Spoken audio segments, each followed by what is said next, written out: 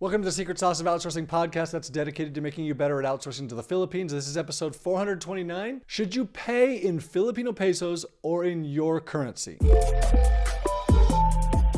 So I'm going to go into a kind of a deep dive into currencies today and talk about how to pay, and because we've had some interesting experiences recently and I want to cover it. I think it's important. So let me start with some background information here just to set the stage.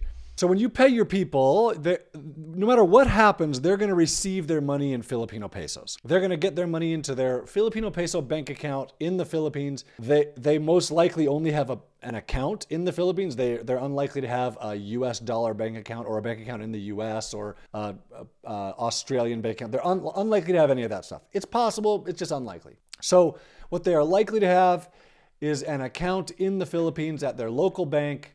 And it could be a national bank. BDO is a common one, or there's like 10 banks that are really, really prevalent in the Philippines. So you're going to pay them, no matter how you pay them, it's going to get converted into Filipino pesos and it's going to show up in their bank account in Filipino pesos. So here's the question that we had recently with our team. We asked them, and this came from them asking us to ask them, would you like to be paid in US dollars or in Filipino pesos? Meaning, we can set your salary at $900 US per month, or we can set it at 40,000 Filipino pesos per month. I don't actually know the conversion number there. That's probably totally wrong. But we can set it at either one you want. We set it at US dollars. You're going to receive $900 US per month, or we set it at 40,000 Filipino pesos. You're going to receive 40,000 Filipino pesos per month. Here's the difference. If we set it in Filipino pesos, we're going to send the appropriate amount of US dollars so that they receive 40,000 Filipino pesos every month. There's no fluctuation for them. There's fluctuation for us. If we set it in US dollars, if we say we're going to pay you $900 US per month, the amount they receive is going to fluctuate according to the exchange rate. Now, here's why this is relevant. When I first started hiring people in 2005, the exchange rate was 50 Filipino pesos to $1 US. Within a couple months, within a year, it went to 38 Filipino pesos to $1 US, and I had no idea. I wasn't paying attention. I didn't really know. I didn't know anything about it. And one day, one of my team members says, "Hey, sir, I have a problem. The exchange rate is 38 to 1, and so I've lost over 20% of my salary in the last year because of the exchange rate fluctuation." The US dollar was super weak at the time.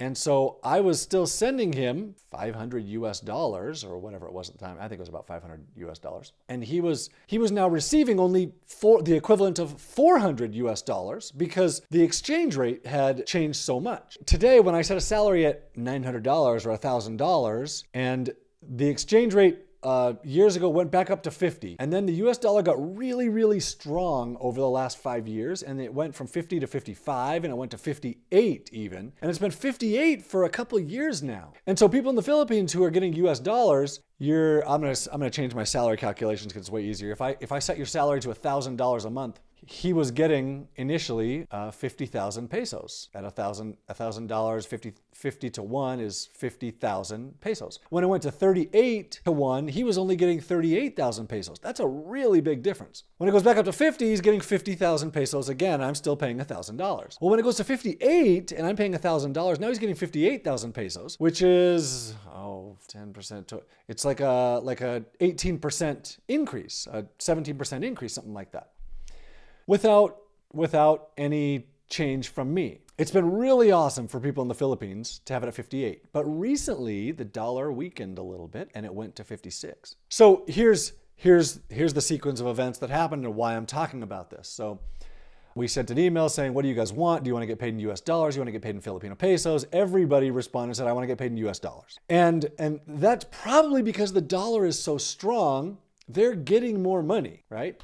So they're getting 58 Filipino pesos for every dollar we send them. But it's been that way for a couple of years now, even though historically 50 to 1 was the benchmark. So they've been really happy for the last couple of years. As soon as it went down to 56, which happened in September, I think, we got an email from one of my people in the Philippines that said, hey, is that offer still on the table? Can you set my salary in Filipino pesos? And then the question was, what do we set it at? Do we set it at 56? Do we set it at 58? Do we set it at 50? Was the question. And they're trying to play the currency exchange game, which I get it. It totally makes sense. You take a 20% cut or a 20% raise, and that's a really big deal, especially when it's based on currency fluctuation. Okay, so here's a little bit more of this discussion. For you, if you're going to set their salary in Filipino pesos, it just means that every month you have to do a slight calculation. Or if you're using EasyPay, onlinejobs.ph/EasyPay, then you don't have to do a calculation. It's just going to change how much you pay, how much you're required to pay them every month. So at EasyPay, you can say, send 40,000 pesos. It'll automatically tell you how much you're paying them, and it'll take that out of your bank account. Same thing with US dollars. At EasyPay, if you say, I'm going to send you this many pesos, or I'm going to send you this many US dollars, I'm going to set your salary at $1,000 a month. Well, I just go in and say, I'm going to send you $1,000. It's going to take $1,000 out of your account. Now, one way is good for, there's not one way that's good for you or for them, just depends on which way the currency fluctuates. One way is easier for you and one way is easier for them, especially if you're going to use PayPal to pay or if you're going to use Wise to pay or something else where now you have to do a calculation so that you know how much money they're going to get.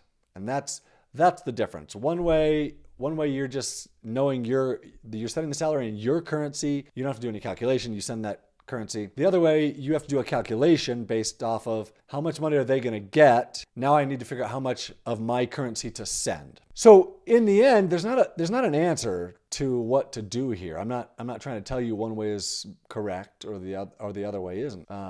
Most of my team has chosen to stick with US dollars. One person is now exploring the option of setting it Filipino pesos, and he's like kind of trying to do risk management of is the US dollar going to get worse? Because he knows if he sets it in Filipino pesos at the current rate 56 and it goes back up to 58, well, then he's leaving money on the table.